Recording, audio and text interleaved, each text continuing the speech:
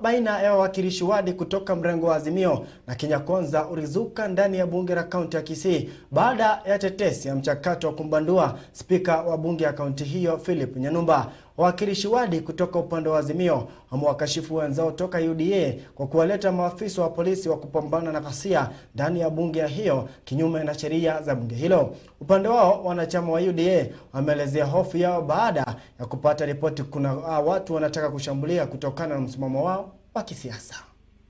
Wanataka kuleta sie tulete polisi alafu wakuje kukuwaidi ndio hiyo mswada yako iende through. Haiwezi. Hata ufanye, hata uchifanye, hata uchikunakune. Ni ngumu sana kupitisha hiyo mswada yako hapa ndani. Maaskari hakuna hata hawezi akaingia pale ndani ya assembly akuje kukusaidia kusudi upitishe hiyo mswada. Kama hako na issue akuje. Hapa motion ikikuja, hata kama ni motion, tunasikia kuna watu wako na motion ya impeachment ya speaker. Hakuna tatizo. Wailete tuingie bunge tujadili, wakiweza kumtoa wamtoe. Wana imagine vitu, watu wa UDA waache kutusumbua. Hataki kuona maaskari hapa. Watu wengine tuko na high blood pressure.